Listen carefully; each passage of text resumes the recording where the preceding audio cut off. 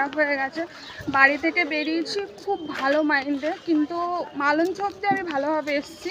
মালঞ্চর পরে আমি যখন অটোতে উঠি, অটোতে কেউ ছিল না, মানে আমি মধ্যখানে আমি একা বসেছিলাম।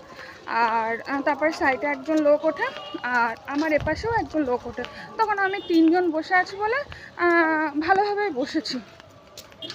তারপরে যখন ওপাশে একটা মাসিমা ওঠে, তখন আমি আমার সাইডের একটা দাদা বসেছিল, তো ওনাকে আমি বললাম আপনি মাঝখানে চলে আসেন, আমি সাইডে গিয়ে বসি, কেননা দুটো ছেলের মাঝখানে বসবো, তো সেই জন্য আমি বললাম আপনি মাঝখানে আসেন, আমি সাইডে গিয়ে বসছি।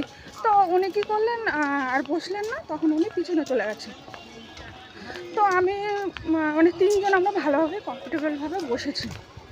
তো বসতে আমি ভালোভাবে বসে আসছিলাম। আস্তে আস্তে রাস্তা যখন আমি অনেকটা চলে এসেছে, যখন রাস্তা যখন আমি চলে আসছি, তখন আমার সাইডে যে লোকটা বসেছিল মানে এমন করছে, মানে সত্যি কথা বলতে মেয়েরা কি দিনের বেলাতেও সেফটি না, মানে রাতের বেলা তো সেফটিই না, দিনের বেলাও কি সেফটি না, মানে কি বলবো, লোকটা এত বাজে, মানে ভদ্র মুখোশে এত বাজে ব্যবহার, মানে কেউ বুঝতে পারবে না এমন করছে।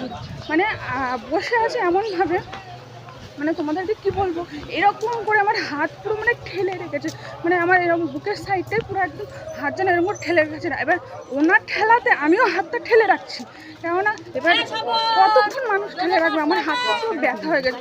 না পেরে আমার এই যে ব্যাগটা আমি পুরো বগলের মধ্যে ঢুকিয়ে নিয়েছি। কী করবো, আমাকে তো বসতে হবে।